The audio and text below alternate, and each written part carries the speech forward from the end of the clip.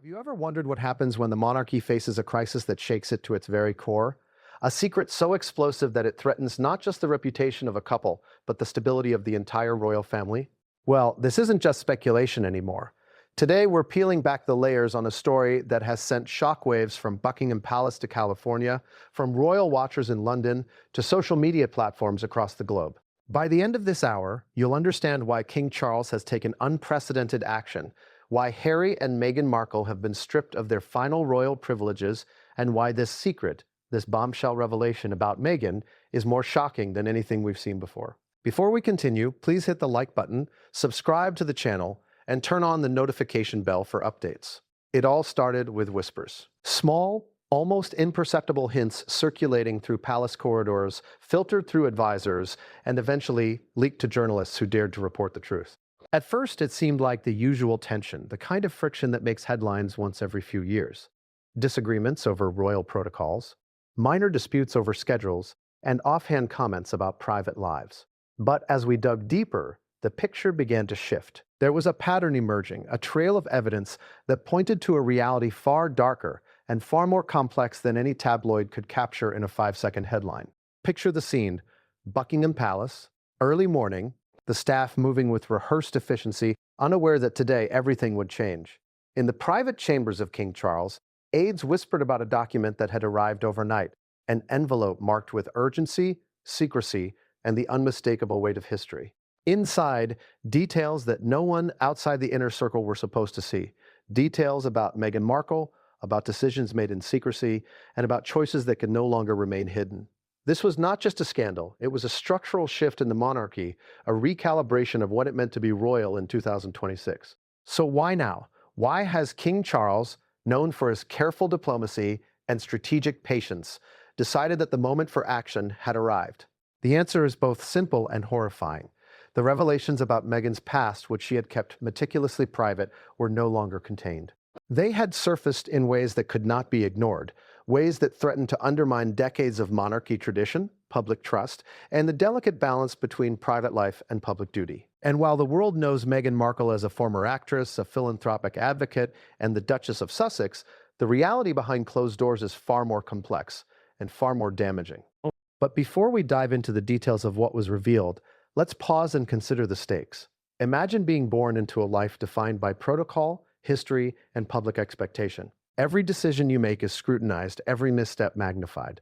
Now imagine that your choices, however personal or private, have consequences not just for you, but for your spouse, your children, and the monarchy itself. This is the pressure cooker environment in which Harry and Meghan have existed since the moment they married. And now, after years of public fascination, paparazzi scrutiny, and media manipulation, the pressure has reached a breaking point. Sources close to the palace have confirmed that the decision was not made lightly. King Charles, who has always sought to balance compassion with duty, weighed the options carefully. Advisors recommended restraint, suggesting that a public confrontation could backfire, could damage the family's image even further. But Charles understood that some truths, once revealed, demand immediate action. He realized that delaying, even for a day, could allow the narrative to spiral beyond control.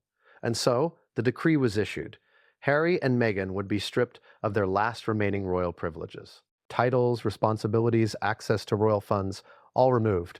It was a move that shocked insiders and sent ripples through every layer of the monarchy. You might be asking, what exactly was the secret? Why did it matter so much that the king felt compelled to act? While we will unpack every detail over the next hour, here's a hint. This isn't just about mismanagement or minor breaches of protocol. This is about a revelation that questions trust, integrity, and loyalty at the highest levels of the family. It's about choices made decades ago, alliances formed in secrecy, and actions that had consequences no one could have predicted. And it's about Meghan Markle, whose past, once carefully curated, has suddenly become the focal point for a crisis that could redefine the monarchy for generations. Let's take a step back and look at the human side of this story. Harry, once the beloved prince, now finds himself caught between loyalty to his father, to his heritage, and to the woman he married. Meghan, confident and ambitious, yet now facing the weight of exposure, must navigate a world in which every decision is scrutinized, every gesture interpreted, and every secret revealed. And for King Charles, the stakes are both personal and public. He must enforce the rules, preserve the institution, and manage the fallout, while remaining the father of a son who has been publicly vocal and increasingly distant from the monarchy. The tension is palpable. The question is, how far would a king go to protect the monarchy, and at what personal cost? Throughout this story, we'll explore a series of shocking developments that have only just begun to surface. There are moments that will leave you questioning the narrative you thought you knew. There are revelations that contradict public statements and media coverage, and there are personal confessions, recorded conversations, and leaked communications that paint a picture of a family grappling with betrayal, secrecy, and unprecedented change. As we walk through each chapter, you'll see the dominoes fall, piece by piece, and understand why the palace has chosen to act with such decisiveness. Some might say that this is just another royal scandal, another headline to fuel tabloid obsession. But the reality is far more serious. The stripping of privileges is not symbolic, it's structural. It alters the chain of command, it redefines responsibilities, and it sends a clear message to anyone who might challenge the monarchy in the future. And for Harry and Meghan, it's a turning point from which there may be no return. Now, consider this. The story doesn't end with the decree itself. The aftermath, the ripples through social media, the private reactions of key figures, all of these elements are still unfolding. Royal insiders report that meetings were held in secret, with advisors working late into the night to manage the narrative. Security protocols were adjusted, legal teams mobilized, and media strategy carefully orchestrated. And behind the scenes, family members were left to process not just the scandal, but the emotional ramifications of a decision that could permanently fracture relationships. As we move forward, we'll delve into each layer of this unfolding drama. You'll hear about the events leading up to the revelation, the pivotal moments when decisions were made, and the shocking aftermath that continues to reverberate across continents. You'll see how the monarchy, a centuries-old institution built on tradition, ceremony, and discretion, handles a crisis that challenges its very foundation. And you'll witness the human consequences, the personal betrayals, and the emotional turmoil that lie at the heart of a story that has captured the world's attention. But there's one more thing you need to know. What Meghan Markle did, or what was revealed about her, is not simply a matter of public opinion. It's a revelation that touches the core of royal identity, family loyalty, and public trust. And as we'll see, the consequences extend far beyond titles and privileges. They reach into the legacy of the monarchy itself, affecting the perception of the royal family for generations to come. So, what happens next? How will Harry and Meghan respond? How will King Charles manage the fallout? And what hidden details are still waiting to be uncovered? Details that could shock even the most seasoned royal watchers. These are the questions we will explore in the chapters ahead, piece by piece, moment by moment, until the full picture emerges. And just when you think you understand the situation, that's when it gets even more complicated. Because this isn't just about Meghan's past or Harry's loyalty. It's about alliances, secrets, and decisions that no one outside the inner circle was meant to see. It's about the delicate balance of power, the weight of legacy, and the human drama that unfolds when secrets collide with duty. Could you imagine living a life where every choice, every word, every move is being scrutinized, weighed, and judged by an invisible audience of millions? For Harry and Meghan, that life isn't imagination, it's reality. And in this chapter, we dive into the moment that set off the chain reaction which would leave them stripped of their final royal privileges. It all began months before the decree, in whispers, hints, and subtle warnings. Advisors noticed the tension first, side conversations interrupted by awkward glances, hushed phone calls that ended abruptly, when someone approached a stack of unmarked envelopes appearing in places they shouldn't. At first, these incidents seemed trivial, ordinary palace bureaucracy, or perhaps the ordinary stress of two people trying to navigate life in the spotlight. But the pattern grew impossible to ignore. Something was brewing, and it wasn't just a rumor. Imagine being Harry at that moment. His loyalty to Meghan was unwavering.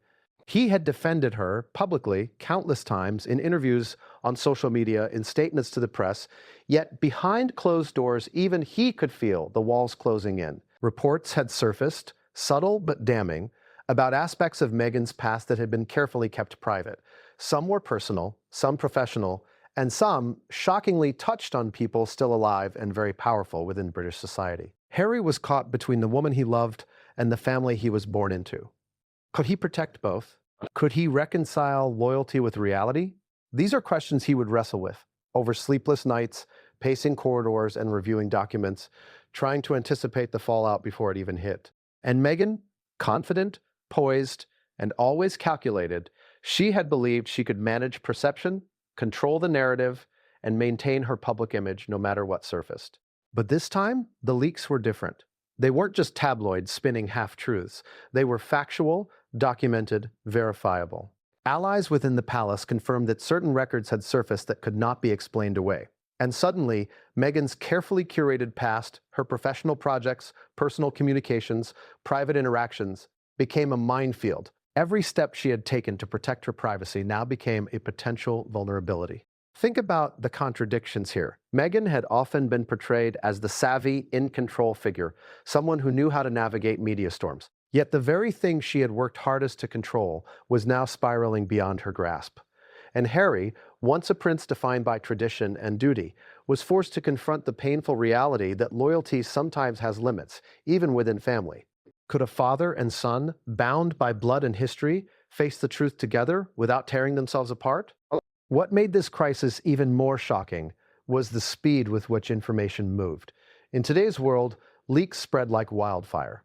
Within hours of certain documents surfacing internally, news began to trickle into the press, social media, and gossip columns. Palace officials scrambled to contain it. Security protocols were tightened. Private lawyers were called in. And through it all, King Charles watched, calculated, measured. He knew that discretion and silence had a shelf life, and the moment for action was rapidly approaching. But there was another layer, one that the public would never see on social media. The internal communications, the emails, letters, and memos circulating within the palace, painted a portrait of tension, mistrust, and subtle but undeniable fear. Some aides questioned whether Meghan had misled them about aspects of her history. Others worried about the implications for Harry, especially in terms of public perception and the monarchy's long-term image. And while outsiders might assume this was just about titles, money, or protocol, insiders knew it was about something far more delicate: trust. Once broken, trust within the royal household is almost impossible to repair. Consider the emotional stakes. Harry's anger, frustration, and deep sadness became intertwined with a fierce protective instinct for Meghan. Meghan's anxiety, determination, and defiance collided with a growing realization that the palace and the monarchy operates according to rules she had never fully internalized. Each revelation added pressure, each conversation added tension, each secret threatened to unravel the life they had painstakingly built together. And all the while, the public only saw fragments, interviews, staged appearances, smiling photographs. The reality was far more complicated, far more volatile. Sources reveal that some of the documents in question related to Meghan's professional affiliations prior to her marriage. Projects, communications, and contracts that had previously been considered private were suddenly being examined under an entirely different light. Questions arose. Were there undisclosed partnerships, potential conflicts of interest, or decisions that might contradict statements made publicly? And if so, could these be reconciled with the image of a duchess dedicated to philanthropy and royal duty? The palace needed answers. Harry and Meghan needed answers. But most importantly, the public and the world would soon demand answers too. Meanwhile, King Charles convened a series of private meetings with his closest advisors. The conversation was deliberate, precise, and, at times, tense. Advisors debated options: confront the couple directly, leak certain information strategically, or act decisively by revoking privileges before the full story became public. Each option carried risk. Each option carried consequences, not just for the monarchy's reputation, but for family relationships, public perception, and historical legacy. The king, known for his patience and diplomacy, understood that indecision could be far more damaging than action. This is where the emotional contradiction becomes clear. A father striving to protect his institution, and perhaps the monarchy itself, found himself torn between his role as king and his role as parent. Meanwhile, a son who had always been loyal now faced the gut-wrenching realization that love and loyalty might demand sacrifice, and that sometimes protecting those you care about doesn't align with protecting what you've always known as right. Can you imagine that? The collision of public duty and private devotion, unfolding in real time under the scrutiny of millions. And yet, even as the palace prepared to act, Meghan remained confident, almost defiant. She knew she had allies, she believed she could navigate the storm, and she trusted that Harry's loyalty would withstand any test. But what neither she nor Harry could anticipate was the scope of what King Charles had uncovered. This wasn't just a minor indiscretion or a past mistake. It was a revelation with historical, legal, and symbolic significance. The king realized that inaction could allow a narrative to solidify in the public consciousness, one that might undermine everything he had worked to preserve. The drama intensified when leaked communications between advisors and the royal communications team began to circulate. Some were redacted, others were partially censored, but the pattern was undeniable. Discussions centered on potential fallout, strategies to mitigate media exposure, and contingency plans should Harry and Meghan react publicly. The palace was preparing for every scenario, but nothing could fully anticipate the emotional and public response once the secret became widely known. And what about Harry? Sources indicate he struggled privately with the weight of the revelations.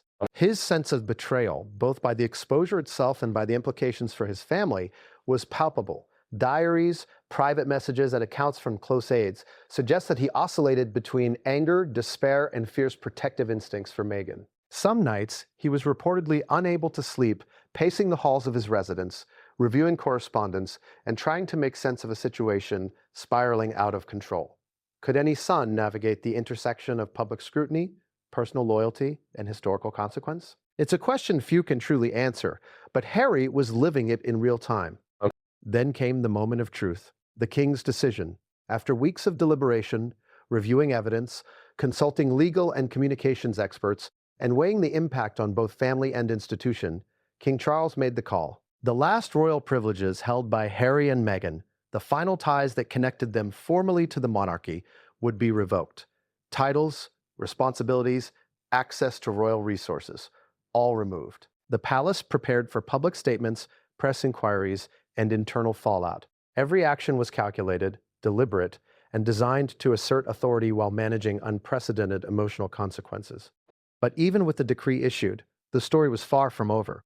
The ripples of this action would extend far beyond Buckingham Palace walls. Media outlets, political figures, and royal commentators began speculating about the consequences.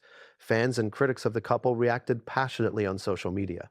Leaked documents continued to surface, offering tantalizing glimpses into the details that led to the king's decision. And behind closed doors, Harry and Meghan faced the challenge of processing not just the public consequences, but the personal ramifications. Every decision, every revelation, every move from this point forward carried weight. The monarchy had been shaken, but the question remained. Could it withstand the storm without further damage?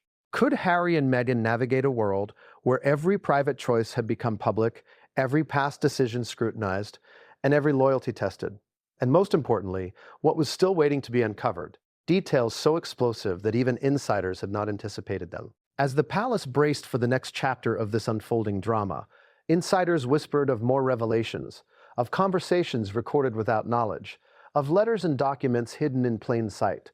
The sense of inevitability hung heavy in the air. The situation was far from resolved. In fact, this was only the beginning.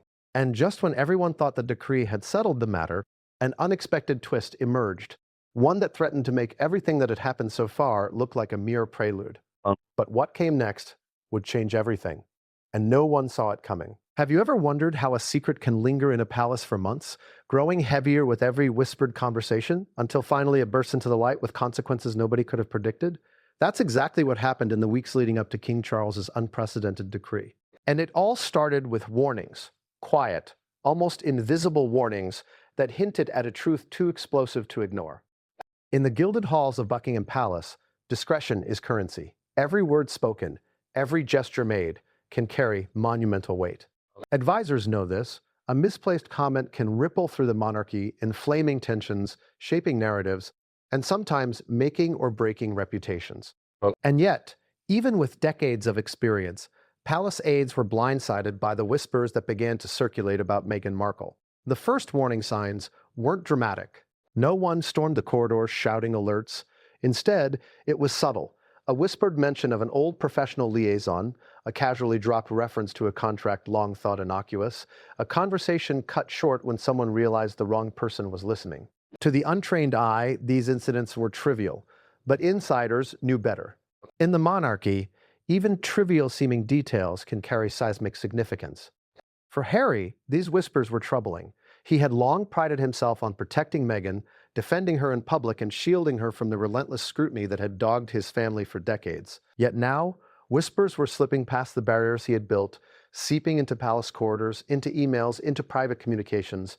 They hinted at information about Meghan that had never been fully disclosed, information that, if revealed, could challenge public perception and, worse, could challenge trust within the family itself. What makes this moment so striking is the duality of the palace environment. On one hand, it's a fortress of tradition, of discipline, and of well-established procedures. On the other, it's a pressure cooker of human emotion, ambition, loyalty, resentment, fear.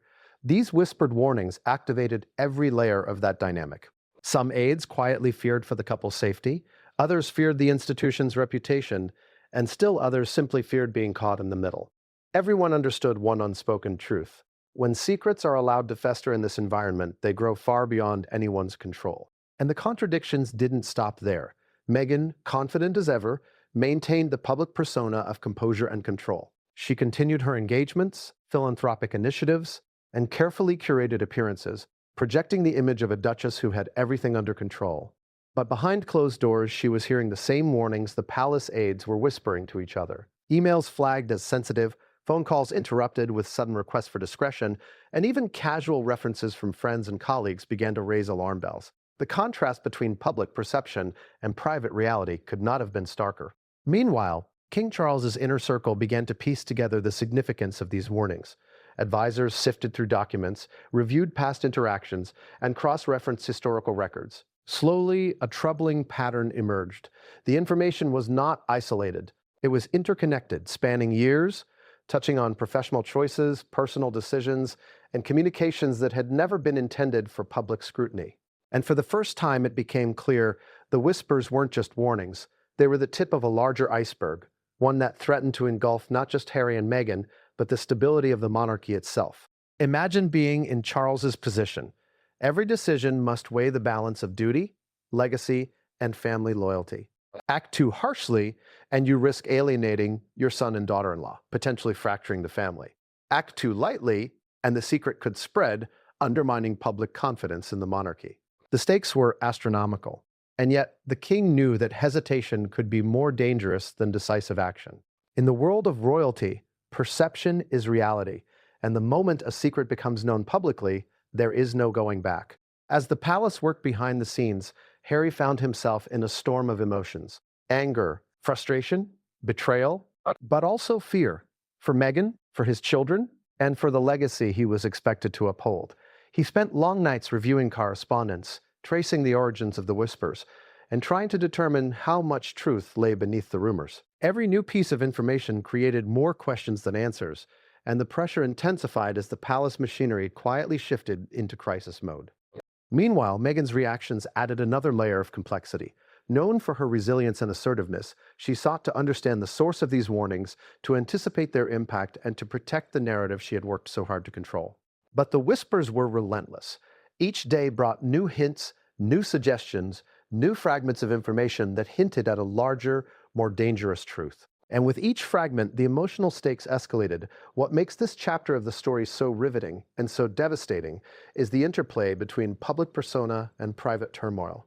On the surface, Meghan and Harry continued their carefully staged appearances, engaging with media, charities, and social events. Smiles were offered, speeches delivered, and photographs posed for. But beneath the surface, the whispers were building a storm, one that threatened to shatter the illusion of control. The emotional tension was palpable. Every dinner conversation, every private meeting, every hallway encounter carried the weight of unspoken knowledge.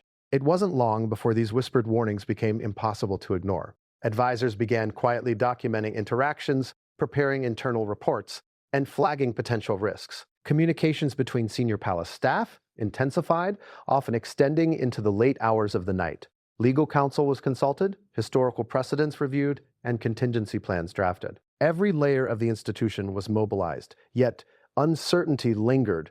How would Harry and Meghan respond if confronted?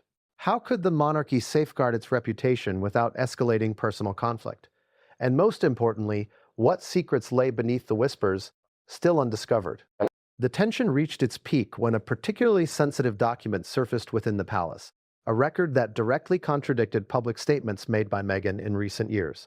Advisors understood immediately that this was no ordinary leak. This was evidence that, if disclosed, would fundamentally challenge her narrative, force difficult questions in public forums, and create an unavoidable crisis for the royal family. The whispers were no longer subtle. They had become an alarm, signaling that the time for discretion was ending and the moment for action was approaching. In response, Harry attempted to shield Meghan, leveraging his relationships within the palace and relying on trusted allies to manage the fallout. But the weight of the whispers, combined with the evidence now in the hands of King Charles and senior advisors, created a dilemma with no easy solution. Could Harry protect Meghan while honoring his obligations as a member of the royal family? Could Meghan navigate a storm she had thought she could control, now intensified by decades of scrutiny and now validated by evidence? As the tension escalated, the palace prepared for the inevitable confrontation. King Charles, who had long prioritized measured response and careful diplomacy, now faced a reality in which action was unavoidable. The whispers had evolved into a threat not just to individual reputations, but to the institution itself. The decision to strip Harry and Meghan of their final royal privileges was imminent, and the ramifications would be profound. And just when it seemed that the palace had reached a turning point, a new revelation emerged, one that no one had anticipated. A letter, an email, a recording, details that had been hidden, overlooked, or deliberately obscured, surfaced to complicate everything. This new piece of information had the potential to upend the narrative, redefine alliances, and escalate the crisis to levels the monarchy had never faced before. But what came next would change everything, and no one saw it coming. What if the key to understanding a crisis lies not in public statements or media coverage, but in a single hidden document, a letter so sensitive, so carefully concealed, that its discovery would change everything? That's exactly what happened at Buckingham Palace, and it's the story few outside the inner circle have ever heard. It started as an ordinary day for one of the palace aides tasked with archiving documents for King Charles's review.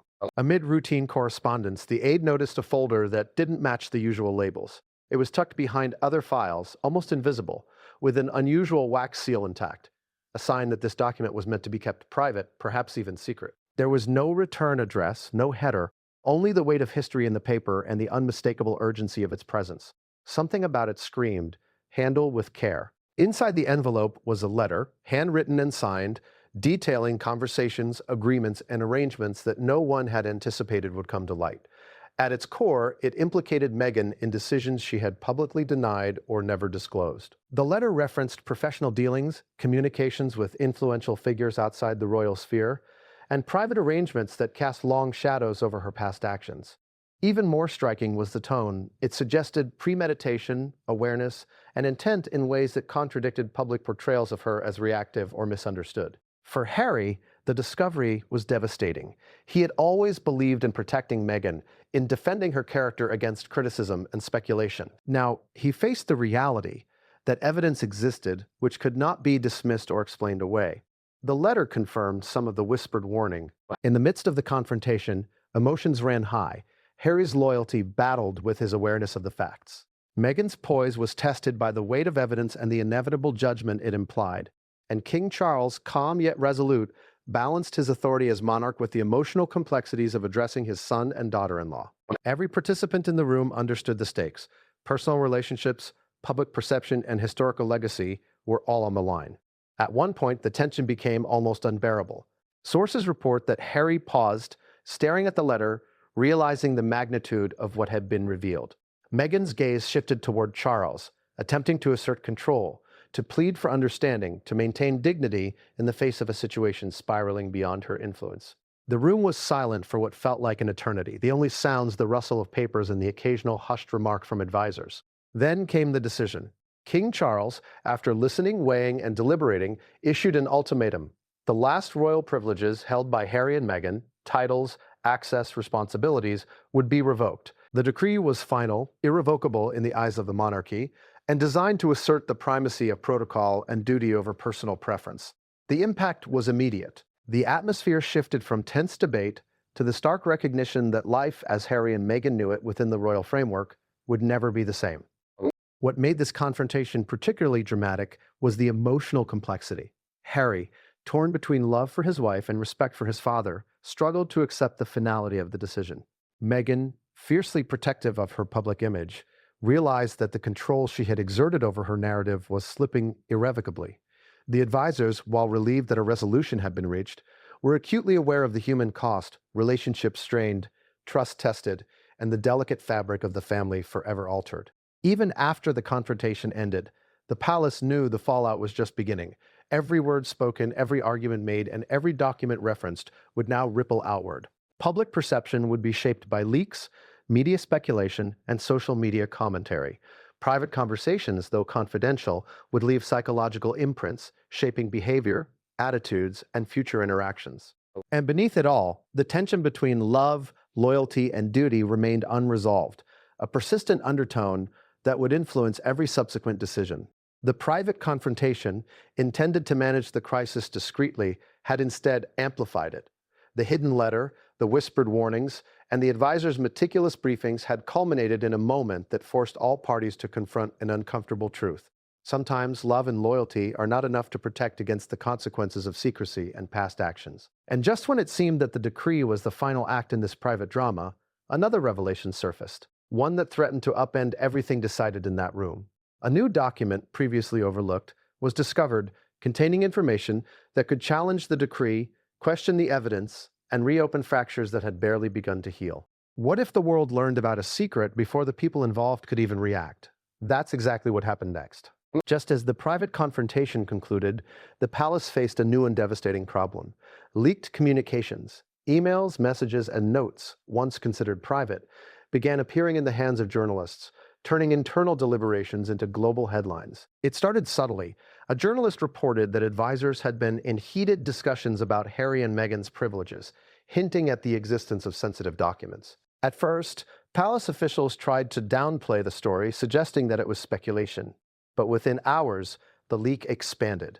Internal communications between senior aides and legal teams, previously restricted, were being quoted with astonishing precision. Every email, every line, every notation was dissected, analyzed, and presented as evidence of scandal. The leak sent immediate shockwaves through Buckingham Palace. Security protocols were reviewed, access logs examined, and internal audits conducted. Whoever had shared the information had an intimate knowledge of palace operations, a betrayal from within. Advisors had always understood the sensitivity of their work, but the speed and reach of the leak revealed a breach that shook even the most experienced officials. For Harry and Meghan, the leaked communications were catastrophic. Documents that had once been tools for understanding and resolving the crisis were now being weaponized. Statements, clarifications, and defensive communications became fodder for public speculation. Every carefully crafted argument made during the private confrontation was now open to interpretation, and every nuance could, and would, be questioned by the media and by the public. The emotional toll on the couple was immense. Harry, already strained by the confrontation and the revelations in the hidden letter, now faced public scrutiny before he could process the palace's decision. Meghan, whose confidence had been shaken by the letter and the confrontation, now found herself publicly exposed in ways she had meticulously avoided. Friends and family described moments of tears, frustration, and anger, but also a steely determination to confront the unfolding storm head-on. The duality was jarring, private despair set against a public facade of control and composure. King Charles and his advisors scrambled to manage the fallout. Damage control became the priority, and every statement was carefully calibrated to maintain authority, protect the institution, and minimize further leaks. They held emergency meetings, reassigned staff, and worked around the clock to track the source of the leak. Yet the nature of the breach made it almost impossible to contain. Once communications were out, they spread like wildfire across social media, news outlets, and discussion forums. The palace was playing catch-up, attempting to manage a narrative that was already out of control. The content of the leaks was revealing. Messages suggested that some advisors had privately questioned Meghan's influence, that some had warned about risks long before the hidden letter surfaced, and that internal debates were far more heated than publicly known. These communications contradicted statements made in interviews and reinforced the idea that the palace had been grappling with Meghan's past and her position within the monarchy for much longer than the public realized. It was a narrative of tension, mistrust, and high-stakes decision-making, a story of power and secrecy that few had anticipated would ever see the light of day. The leaks also revealed contradictions within the palace itself.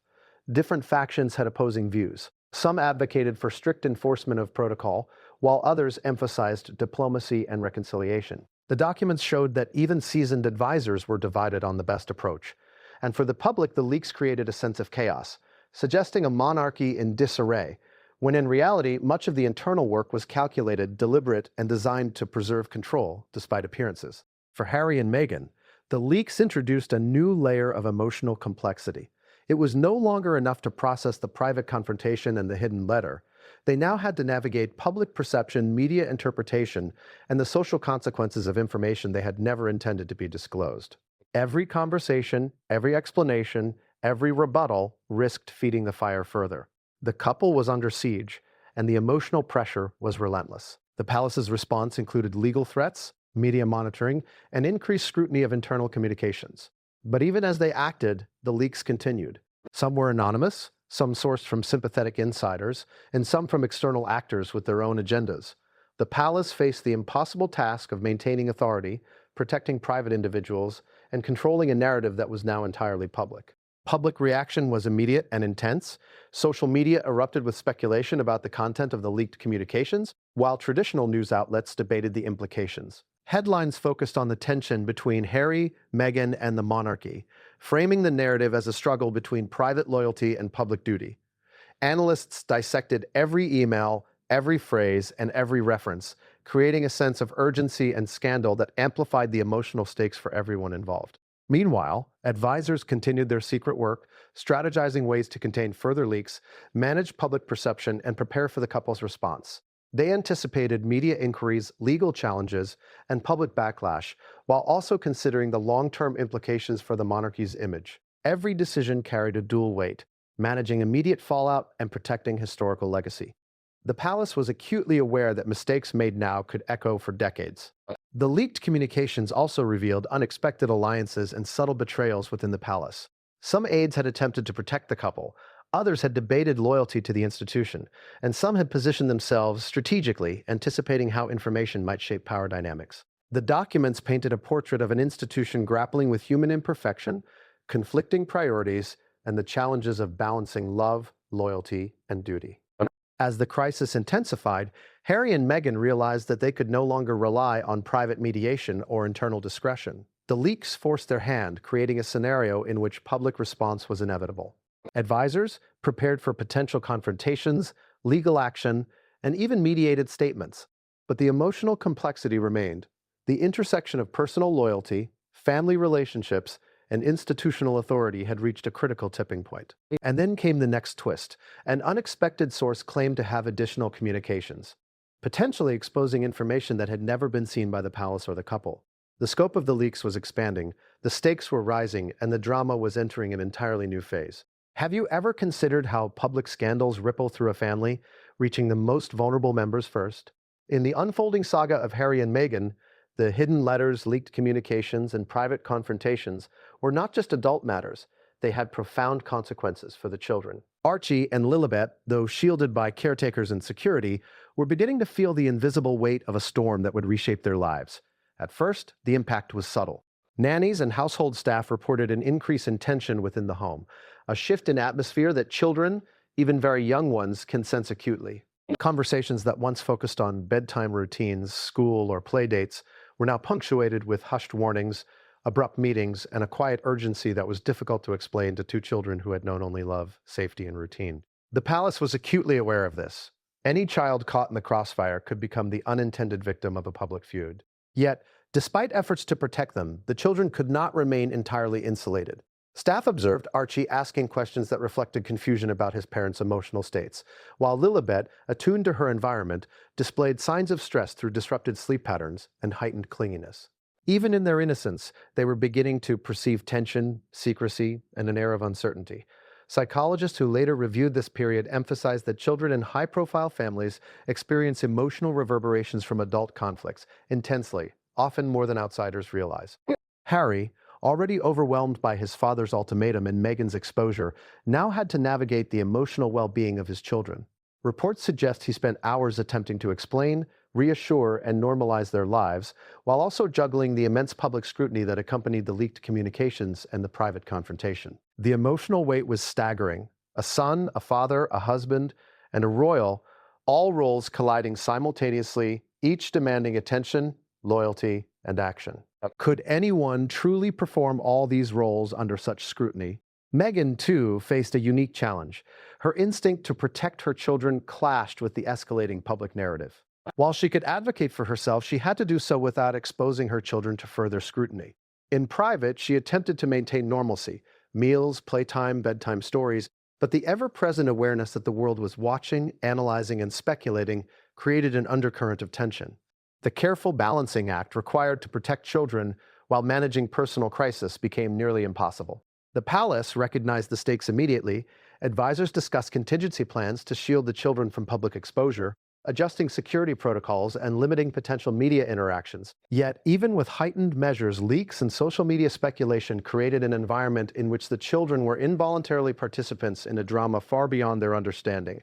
Every photograph, every public appearance, every reported anecdote could be dissected, misinterpreted, or sensationalized. And then there were the subtle contradictions in messaging. While Harry and Meghan attempted to maintain a narrative of normalcy and privacy, public statements and social media commentary often contradicted this effort.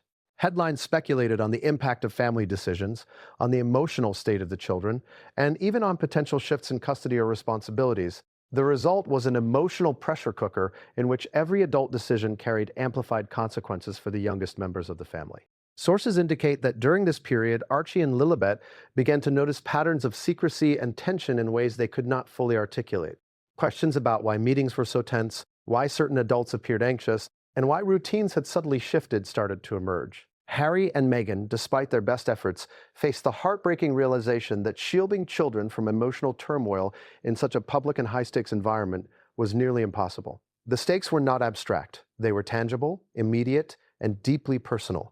The hidden letter and leaked communications had created a narrative that extended beyond titles, privileges, and public image. They had implications for the family unit itself, reaching into the everyday lives of children who had done nothing to contribute to the crisis. Observers described subtle but telling changes, Archie exhibiting heightened sensitivity to emotional cues, Lilibet seeking extra comfort from her parents, and both children absorbing the tension around them in ways that only young, perceptive minds can. Even advisors, who focused primarily on protocol, recognized the human consequences. They debated whether additional measures were necessary to protect the children's emotional well-being beyond security and privacy. Some suggested temporary relocations, adjustments to schooling, or increased personal support. Others emphasized that stability, consistency, and parental presence were the most critical factors. Yet the emotional calculus was extraordinarily delicate. Any change could inadvertently signal that something was amiss, further heightening anxiety. And then came another complicating factor: social media speculation about the children's experience. Anonymous posts, leaked photographs, and conjecture from influencers amplified public concern, placing Harry and Meghan under scrutiny not just for their actions, but for the perceived well-being of their children. The couple faced impossible pressure: defend their children publicly and risk revealing private family matters, or maintain silence and risk misinterpretation. Both choices carried emotional and reputational consequences. At the same time, the palace had its own considerations. Charles, concerned about public perception, debated how much of the children's experience should be acknowledged or shielded. Advisors recommended maintaining a neutral stance publicly while providing private support to Harry and Meghan. Internal communications highlighted the tension between protecting the institution and acknowledging human realities, a theme that would resonate throughout the unfolding crisis. The children, caught in this crossfire, became both symbols and silent participants. Archie and Lilibet's lives, previously centered on playful curiosity and familial warmth, were now entangled in adult conflicts, institutional maneuvering, and global scrutiny. The stakes had escalated from personal reputation to emotional preservation, and from public perception to generational legacy. How could a family maintain cohesion under such conditions? How could parents protect innocence while navigating scandal? And just when it seemed that the children might begin to adapt to this tense new reality, another revelation surfaced, one that directly involved them, their security, and even decisions about their daily lives. The crisis, it seemed, had reached the youngest members of the family in ways no one had anticipated, and the ramifications were about to intensify. But what came next would change everything. Have you ever wondered what it feels like to have your private life dissected by millions of strangers simultaneously? For Harry and Meghan, that reality was no longer abstract. The leaks, the hidden letters, and the private confrontations had set the stage. But the media storm that followed turned the crisis into a global spectacle that neither the palace nor the couple could fully control. It began subtly at first. Small tabloids in the UK ran tentative stories hinting at tensions within the royal family. Headlines were "Cautious Palace Tensions Rise" or "Harry and Meghan Under Scrutiny." But within hours, social media amplified these whispers into a tidal wave. Every tweet, post, and share magnified speculation, often presenting unverified claims as fact. Within a single day, what had once been confidential documents and private discussions were now public fodder. The pace of coverage was dizzying.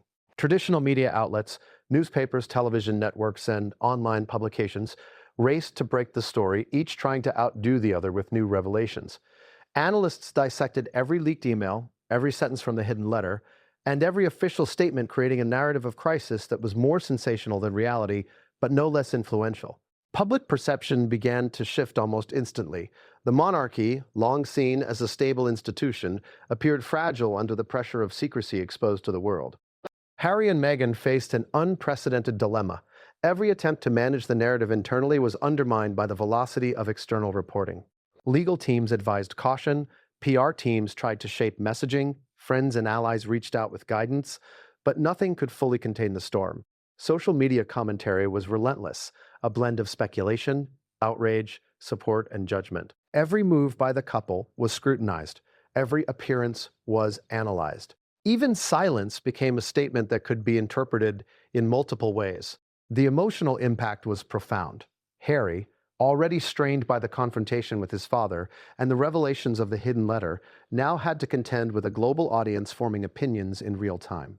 Meghan, whose confidence had been tested privately, now faced relentless public examination. Their mental and emotional resilience was tested in ways few could imagine. Hours spent defending themselves privately were rendered almost meaningless by headlines that reframed the narrative entirely. The media coverage was not just reactive, it became strategic. Insider sources suggest that some outlets actively sought out additional leaks, encouraged sources within the palace to share information, and coordinated reporting to maximize attention and influence public opinion. The palace, for its part, attempted damage control, issuing statements that were precise but limited, aiming to maintain authority while minimizing further escalation. Yet the storm was unstoppable. One of the most damaging aspects of the media storm was its ability to exaggerate contradictions. Statements made by Meghan years earlier were juxtaposed against her current actions, sometimes without context. Private conversations highlighted in leaked communications were reframed as evidence of deceit or manipulation. Even the letter, meant to clarify history, became a tool for speculation and conjecture. The palace struggled to balance transparency, discretion, and damage control, while the world interpreted events in real time. Social media introduced another layer of complexity. Hashtags, viral threads, and trending topics created a continuous feedback loop. Every post could be amplified, every rumor could gain traction, and every opinion, accurate or not, became part of the public record. The pressure was relentless. For Harry and Meghan, this wasn't just about perception, it was about reputation, legacy, and the emotional well-being of their family. The children, already sensing tension, were now indirectly affected by the global scrutiny their parents faced. The palace's communications team worked tirelessly, coordinating with legal, security, and advisory teams to issue clarifying statements, but each attempt at narrative control faced new challenges. Leaks continued, often contradicting official messaging. Analysts later noted that the velocity and reach of these leaks outpaced any traditional response strategy. The palace had entered a new media landscape, one in which information moves faster than decision-making, and perception often outweighs reality.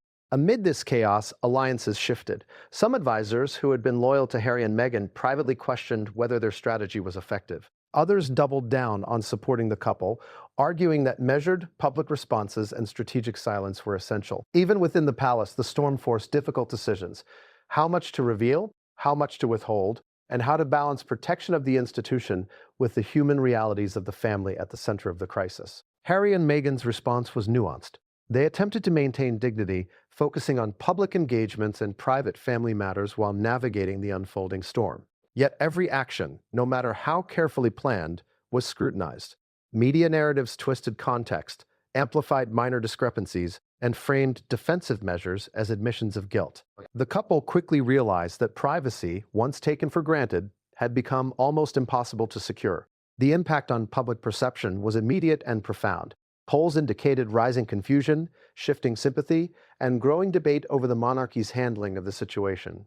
International media amplified coverage, creating a global audience invested in the unfolding drama. The palace recognized that the crisis had moved beyond control within its walls. It was now a public spectacle, shaped by both fact and fiction, by interpretation and manipulation. And just when it seemed the media storm had reached its peak, a new twist emerged. A previously undisclosed recording surfaced, allegedly capturing private conversations between Meghan and a close associate, discussing topics that could further challenge her public image. The palace scrambled, advisors debated response strategies, and Harry and Meghan were once again thrust into a situation where private actions collided violently with public perception. The intensity of the coverage forced a recognition. The media storm was not just a backdrop, it was an active participant in the crisis. Every revelation, every leak, every story contributed to a narrative that was now self-sustaining, difficult to control, and capable of redefining the monarchy's relationship with the public. The couple faced the dual pressures of protecting their family and managing a media narrative that moved faster than any institution could respond. And just when they thought the situation could not escalate further, a bombshell report appeared, hinting at new revelations connected to the hidden letter and leaked communications, details that had never been seen, but promised to add a layer of drama and urgency beyond anything the world had witnessed to this point. But what came next would change everything, and no one saw it coming. What do you do when secrecy, scandal, and loyalty collide in a storm that can no longer be contained? For Harry and Meghan, the next battleground wasn't in the corridors of Buckingham Palace or in whispered meetings. It was in the courts. The leaked communications, the hidden letter, and the media frenzy had escalated the crisis from private turmoil to a public legal emergency, one that threatened to redefine their lives and the monarchy itself. It began with careful consultations. Harry and Meghan's legal team, already aware of the hidden letter and the leaked communications, convened to strategize. They reviewed every document, cross-referenced every statement, and assessed potential claims for defamation, privacy breaches, and unauthorized disclosures. Each step was meticulous. Each decision carried the weight of personal reputation, financial implications, and public perception. The goal was clear: protect the couple while navigating a legal landscape fraught with unprecedented complexity. But the challenge was extraordinary. The leaks had not only exposed sensitive information, they had created a public narrative in which every action could be scrutinized as evidence. Attorneys faced a unique dilemma: pursue legal action and risk amplifying the scandal further, or exercise restraint and hope the story would fade. Every choice had consequences, both personal and institutional. Inside the palace, the reaction was equally calculated. Legal advisors for King Charles and senior aides analyzed the risks of a court battle. They understood that if Harry and Meghan pursued action, it could force disclosure of sensitive materials, exposing internal communications, private deliberations, and historical context. The monarchy had always relied on discretion as its first line of defense, and a legal confrontation threatened to dismantle that protective barrier. The stakes were deeply personal. Harry, already emotionally taxed by private confrontations and media scrutiny, now faced the possibility of publicly challenging the very institution he had been born into. Meghan, whose confidence had been tested by the letter and leaks, now had to navigate legal proceedings while managing her public image and protecting her family. Every argument, every motion, and every filing became a tightrope walk between asserting rights and avoiding further exposure. Insiders report that initial discussions centered on the scope of potential claims. Privacy was a priority. Documents and communications had been exposed without consent, but defamation was equally critical. Statements in the media, amplified by social platforms, had framed the couple in ways they argued were misleading, damaging, and unfair. Legal teams debated the viability of each claim, weighed precedents, and anticipated counters from palace legal representatives. Every angle was examined, every risk assessed. Meanwhile, advisors within the palace recognized that the legal dimension added another layer of complexity to an already volatile situation. The courts, unlike the controlled environment of Buckingham Palace, could demand disclosures that had previously been confidential.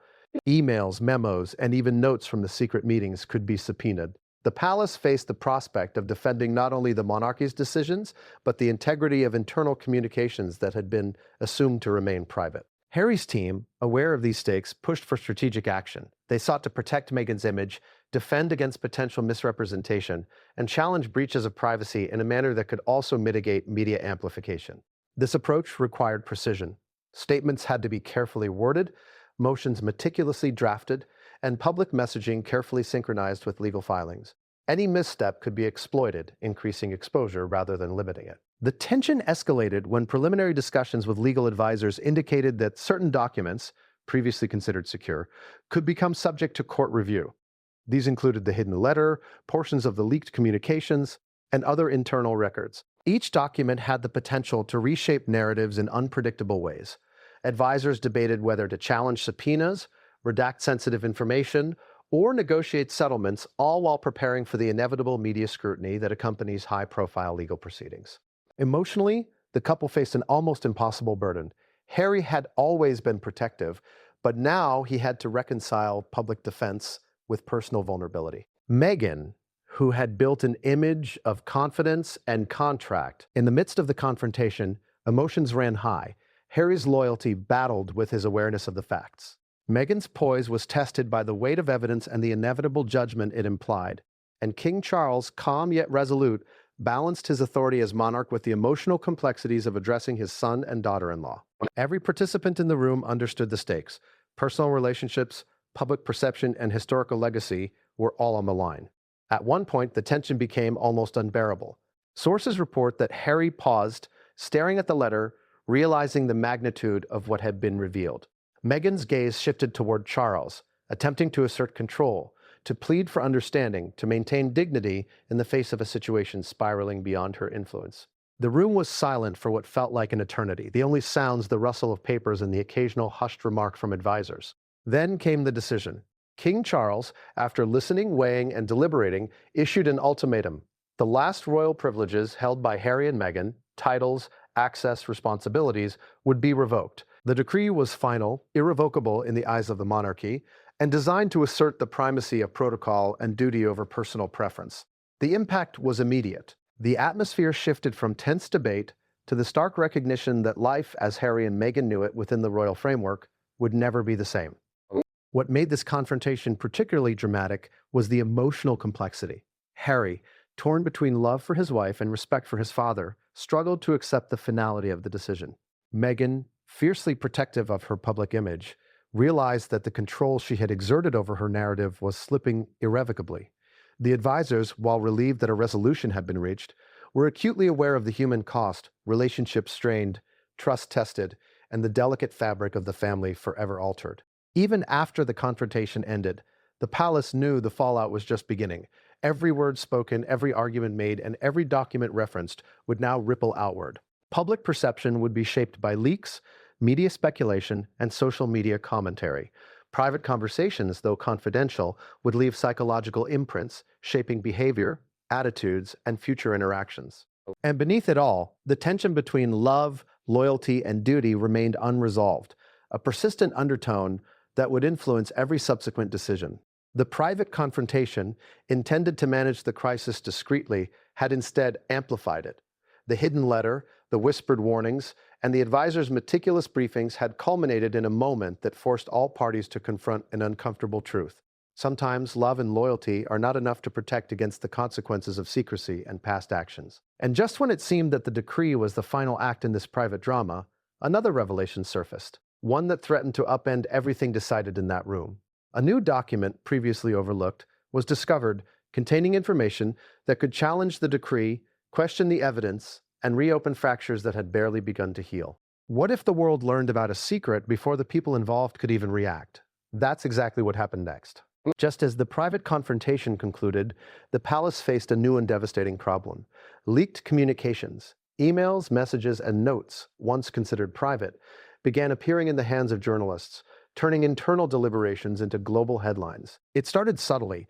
A journalist reported that advisors had been in heated discussions about Harry and Meghan's privileges, hinting at the existence of sensitive documents. At first, palace officials tried to downplay the story, suggesting that it was speculation.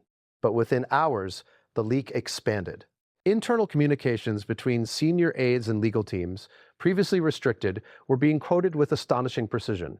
Every email, every line, every notation was dissected, analyzed, and presented as evidence of scandal. The leak sent immediate shockwaves through Buckingham Palace. Security protocols were reviewed, access logs examined, and internal audits conducted. Whoever had shared the information had an intimate knowledge of palace operations. a betrayal from within. Advisors had always understood the sensitivity of their work, but the speed and reach of the leak revealed a breach that shook even the most experienced officials. For Harry and Meghan, the leaked communications were catastrophic. Documents that had once been tools for understanding and resolving the crisis were now being weaponized. Statements, clarifications, and defensive communications became fodder for public speculation. Every carefully crafted argument made during the private confrontation was now open to interpretation, and every nuance could, and would, be questioned by the media and by the public. The emotional toll on the couple was immense. Harry, already strained by the confrontation and the revelations in the hidden letter, now faced public scrutiny before he could process the palace's decision. Meghan, whose confidence had been shaken by the letter and the confrontation, now found herself publicly exposed in ways she had meticulously avoided. Friends and family described moments of tears, frustration, and anger, but also a steely determination to confront the unfolding storm.